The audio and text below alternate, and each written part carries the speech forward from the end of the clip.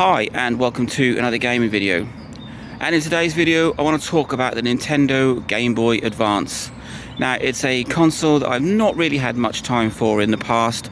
I kind of feel it's a bit of a stopgap between the Game Boy Color and the DS, and it's not a console that I've had much time for, but I think it's a platform I should get into. So, original Game Boy Advance hardware is not the best way to play Game Boy Advance cartridges. With the release of the Nintendo DS, you had a built-in game cartridge for the Game Boy Advance and backlit screen, great battery. The best way to play Game Boy Advance cartridges though is with a DS Lite. The screen was fantastic and a battery life that lasted forever.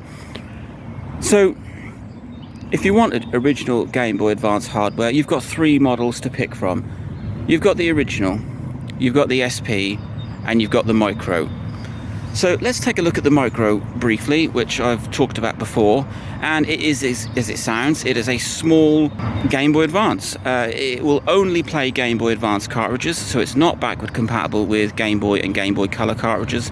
It's small, it's got a wonderful backlit screen, but it is only 2 inches, and it has a built-in battery with its own power cable. Very expensive, very sought after, and if you're looking for backward compatibility, then the Micro is not for you. So you're then left with the two other options. So the original Game Boy Advance, a lovely console, lovely to hold, great design. It's wide, it's chunky, but it has no backlit screen, so it's similar to the Game Boy Color in that way. You really need good light to play an original Game Boy Advance. It also still takes batteries, which is a plus point and a minus point. It runs off 2 AA batteries, and it gives you a decent amount of battery life. But obviously, if you're midway playing a game and your batteries start to die, you can't charge it. They did produce a third party, or they might even have had a Nintendo battery pack for it. So then we move on to the Game Boy Advance SP. Now, this is everyone's favorite version of the Game Boy Advance. It completely changed the look of it. It gave it a clamshell design. It had a built-in rechargeable battery. The first model of the SP had a front lit screen, much better than an original Game Boy Advance. They then re-released that and gave it a backlit screen. I think that's the AGS 101, and it is probably the best option in terms of gameplay for playing Game Boy Advance games on a Game Boy Advance. The AGS 101 model is quite expensive these days, but if you're looking for a Game Boy Advance that gives you the best way of playing Game Boy Advance games and you don't want to go down the DS route, then the second version of the Game Boy Advance SP is the one for you. For me, I'm not entirely sure. The downside of the SP is that when they redesigned it, they made it quite small. It's very cramped. I did find when I did play on one that it just wasn't the most comfortable experience. I liked the original Game Boy Advance, and I think if I do go and pick up a Game Boy Advance, the original one is going to be the cheapest one to pick up. You can pick them up really cheap. SPs, and especially the AGS 101, they're quite pricey at the minute. If you find one fairly cheap, then it tends to come without a power cable, which you've got to buy separately. On a side note, the SP and the original DS take the same power adapter, so I think I'm going to go and look for Game Boy Advance.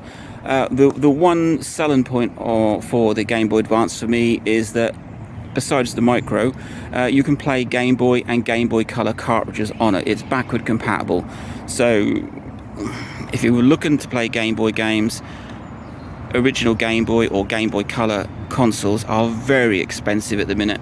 You could pick up a Game Boy Advance or even a Game Boy Advance SP, and you'd have access to the entire Game Boy Color and Game Boy Advance games catalogue. So I've got a few Game Boy Advance games at home that I'd like to whack in a console and give it a go. So keep an eye on this channel, see what I end up picking up. It all depends on what's available and what sort of budget they are. Let me know what you think. Should I go down the Game Boy Advance route? It would be cheaper for me to just pick up a DS or a DS Lite, but I want that backward compatibility to play Game Boy and Game Boy Color games. Do you own a Game Boy Advance? Have you owned one? Is it a good platform? Game-wise, I don't think it has the biggest game selection. A lot of them were repackaged SNES games, but there were some gems on there. And it's not an awful platform. I just don't think it was given the shelf life that it deserved.